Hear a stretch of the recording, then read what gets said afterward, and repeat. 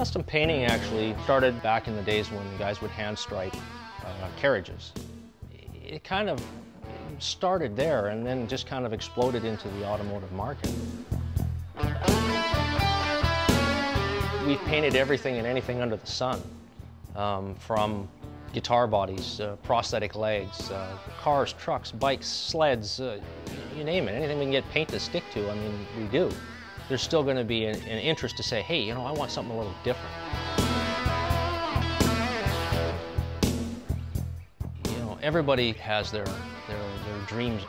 Baby boomers still have that desire to have that car that they grew up with, or that used to be in the parking lot when they were going to school. But they always wind up stuck with the SUV or the silver little four-door sedan. And so when you see something that's so different, so individual, so personalized, that people look at it kind of going, wow, I wish I had that.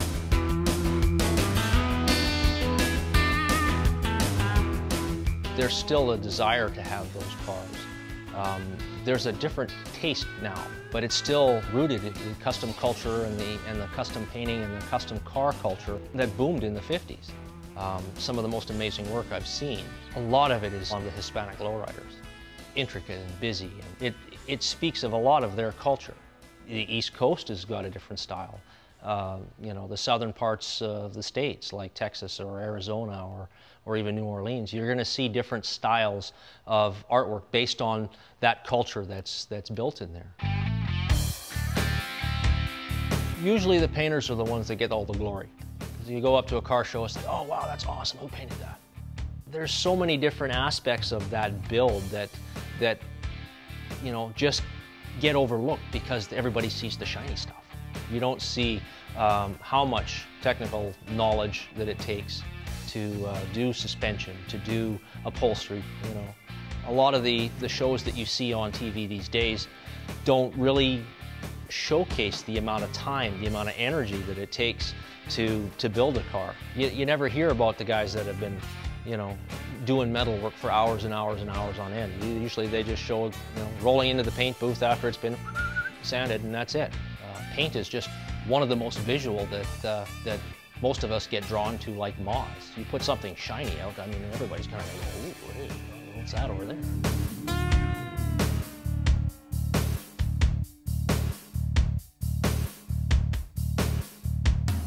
Every time that I meet another custom painter or an artist, I always learn a different way of laying out artwork or applying different techniques. You know, when I started airbrushing, there was no infomercials, there was no DVDs. It was trial by terror and learn the hard way. You know, and if you could find books from the local library, well, you're on a waiting list for months on end. Once I was able to take one of the classes through one of the airbrush magazines, it just opened my eyes to a whole new world. All of a sudden, it became something that wasn't so unachievable. You know, I met people that I'd been reading about for years. You meet one, and then another, and another, and another. Next thing you know, it's sort of like, wow, I've met everybody that I could possibly think of. And every time I meet an artist from some other place, it was like, wow, I never thought of that. You know, and somehow that incorporates itself into my little bag of tricks. A friend of mine runs a little auto wrecker business just outside of town. And I told him I was looking for something a little different. He says, buddy, have I got the thing for you? I come across this thing, and the first thing I think of is that blind date that you go on. Oh, God. You gotta be kidding me, please. He says, no, this is it. What is that thing? It's a Divco. What the hell's that? Right?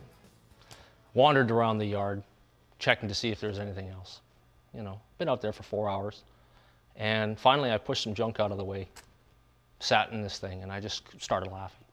I says, got it, sold.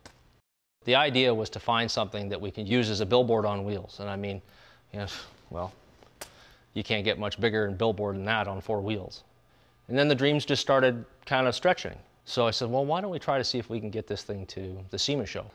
It's the biggest car show that you could possibly think of. 80 acres of cars, tires, paint, tools, everything. Anything that has to do with the servicing industry is there.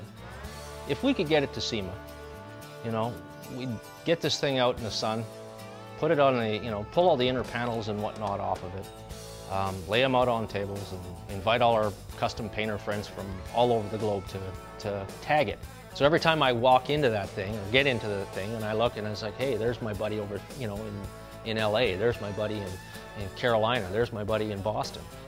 Every time I look at that vehicle, every time I fire it up and I drag it off to a car show, or I'm loading up parts for yet another project, or dragging something back out of the ditch, you know, I look at that vehicle and I say, wow, you know, all my friends are here. All these really cool people that I've met along the way are here.